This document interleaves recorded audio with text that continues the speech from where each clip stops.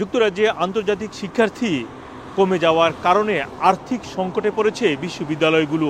এরই মধ্যে ওয়েলসের সবচেয়ে বড় বিশ্ববিদ্যালয় কার্ডিফ বিশ্ববিদ্যালয়ে 400 জন কর্মী ছাঁটাই করার পরিকল্পনা হাতে নিয়েছে।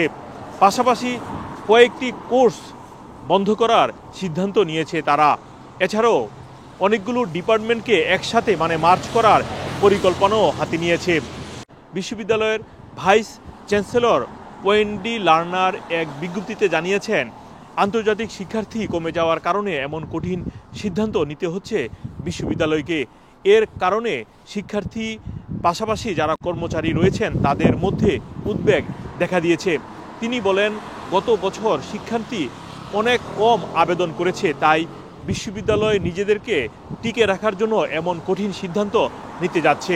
খবরে বলা হয়েছে কয়েকটি জনপ্রিয় কোর্স যেমন মডার্ন মিউজিক, নার্সিং এবং মডার্ন ল্যাঙ্গুয়েজ সহ থিওলজি এরকম কয়েকটি কোর্স বন্ধ করে দিবে।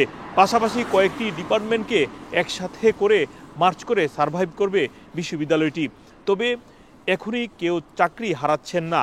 3 মাসের জন্য একটি কনসালটেশন শুরু করবে এই আগামীকালকে থেকে, এবং 3 মাস পর এই কনসালটেশন রিপোর্টের উপর ভিত্তি করে এই সিদ্ধান্ত নেওয়া হবে।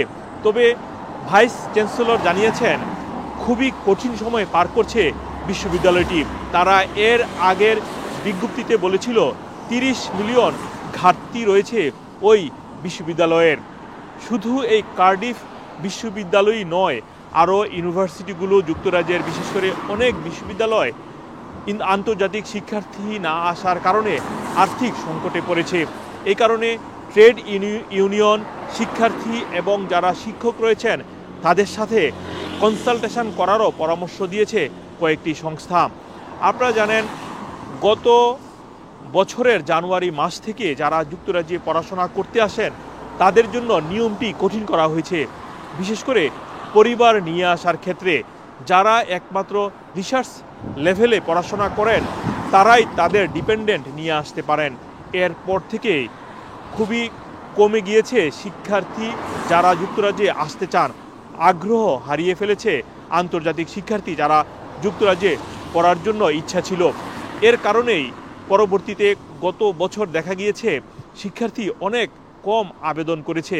এক জরিপে দেখা গিয়েছে গত 2023 সালে যে পরিমাণ শিক্ষার্থী আবেদন করেছিল, এর পরের বছর 2024 সালে এসে সেটি শতকরা 42% কমে গিয়েছে। প্রায় 4 লাখ কম শিক্ষার্থী আবেদন করেছে যুক্তরাজ্যে পড়তে আসার আগ্রহ নিয়ে। এসব কারণে শিক্ষার্থীদের হার অনেকটাই কমে গিয়েছে। এই কঠিন নিয়মের কারণে আন্তর্জাতিক শিক্ষার্থী কমে যাওয়ার কারণে বিশ্ববিদ্যালয়গুলো আর্থিক সংকটে পড়েছে। মোহাম্মদ আব্দুল হান্নান, 2A নিউজ, যুক্তরাজ্য।